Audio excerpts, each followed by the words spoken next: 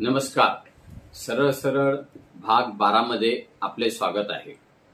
आज आपल्या सरळ सरळचा विषय आगीच्या घटना व मृत्यू असा आहे. आग ने छीना है सब कुछ इस बार, आग ने छीना है सब कुछ इस बार, बच गया है तो बस राख और एहसास. जो भी देखा आंखें भर आई, जो भी देखा आंखें भर आई, मेहनत के सपनों का ये कैसा था विनाश, मेहनत के सपनों का ये कैसा था विनाश. नमस्कार. गेल्या काही दिवसापासून महाराष्ट्रात आणि भारतात अग्नीचे तांडव आणि त्याच्यात जळून मृत्यूंच्या संख्या हे जर आपण बघितली तर फार दुःख वाटतं. आजही अशा घटना एवढ्या मोठ्या प्रमाणात घडाव्यात आणि एवढ्या मोठ्या प्रमाणात मृत्यू व्हावे ही खूप चिंतेची बाब आहे. तसं जर म्हटलं तर किती आकडेवारी आहे तर मुंबईत गेल्या 3 वर्षात 13,000 आग लागण्याच्या घटना घडल्या. यात 65 जणांचा मृत्यू झाला. उत्तर प्रदेश आणि पश्चिम बंगाल यामध्ये मोठ्या प्रमाणात ह्या घटनाही घडत असतात. सातत्याने ह्या घटना का घडतात आणि या घटना घडतात तर त्याच्यावर प्रतिबंध तेवढ्या मोठ्या प्रमाणात का होत नाही, एवढे मृत्यू कसे होतात, हे सर्व विचार करण्यासारखी गोष्ट आहे. भारतात राष्ट्रीय गुन्हे नोंदवही ब्युरो म्हणजे ज्याला आपण NCRB म्हणतो त्याच्यानुसार दरवर्षी 25,000 लोक आग लागल्यामुळे मृत्युमुखी पडतात आणि याच्यामध्ये 66% महिला असतात. म्हणजे 16,500 महिला या दरवर्षी आग लागल्यामुळे मृत्युमुखी पडतात. मानवी हानी होते, मालमत्तेचं नुकसान होतं, एवढा सर्व या आगीमुळे होत असतं.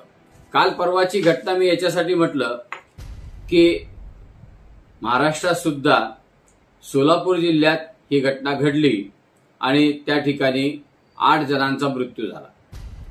त्याच दिवशी हैदराबादमध्ये सुद्धा अशीच एक घटना घडली आणि त्याच्यामध्ये 18 जणांचा मृत्यू झाला. तेव्हा हा विषय चव्हाट्यावर येणे गरजेचे आहे. तर इतिहास बघितला आपण तर आपल्या इतिहासामध्ये अनेक घटना आपल्याला सापडतात की त्याच्यामध्ये खूप साऱ्या मृत्यूच्या घटना घडलेल्या आहेत. भारतामध्ये गेल्या काही वर्षाच्या आगीच्या घटनांचा इतिहास अत्यंत वेदनादायक असून या घटनांमध्ये मोठ्या प्रमाणावर प्राणहानी झाली आहे.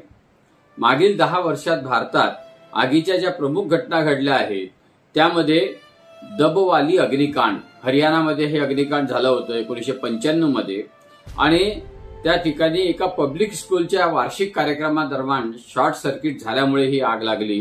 त्या ठिकाणी 442 लोकांचा मृत्यू झाला होता. तसेच 1997 मध्ये दिल्लीच्या एका सिनेमागृहात आग लागली होती आणि त्या ठिकाणी 59 लोकांचा मृत्यू झाला होता. जर आपण पाहिलं तर कोल्लम जिल्हा म्हणजे केरळमधील कोल्लम जिल्ह्यातील पुट्टिंगल देवी मंदिरात 10 एप्रिल 2016 रोजी फटाक्याच्या साठ्याला आग लागली आणि या दुर्घटनेत 111 लोकांचा मृत्यू झाला. 27 जुलै 2005 हाय नॉर्थ ऑफ शॉवर ऑइल प्लॅटफॉर्मवर मुंबईला आग लागून 22 जणांचा त्याच्यामध्ये मृत्यू झाला. परवा आगीच्या 2 घटना घडल्याचे मी आपल्याला सांगितले आहे. त्यामध्ये सुद्धा 8 आणि 18 लोकांचा मृत्यू झाला. एवढ्या मोठ्या प्रमाणात ज्या ठिकाणी ह्या घटना घडतात त्या ठिकाणी आपल्याला ह्या सर्व गोष्टी समजून घेतल्या पाहिजे की आपण यापासून काय बचाव करायला पाहिजे. आगीसाठी सर्वात महत्वाचं कारण जर सर्वेमध्ये लक्षात आलं आहे तर ते शॉर्ट सर्किट आहे. त्याच्यानंतर गॅस सिलेंडर आहे, रासायनिक जे केमिकल्स असतात ज्याला आपण म्हणतो ते केमिकल्स आहे. या सर्व गोष्टीमुळे आग लागते. त्याच्यावर त्वरित नियंत्रण केलं जात नाही. अग्निशामक आपल्याकडे तेवढ्या तातडीने पोहोचत नाही. त्या ठिकाणी असलेली जी काही आपली यंत्रणा आहे ती त्या ठिकाणी उपयोगी ठरत नाही आणि या सर्व गोष्टीमुळे खूप मोठ्या प्रमाणात मानवी हानी होते आणि नुकसान होते.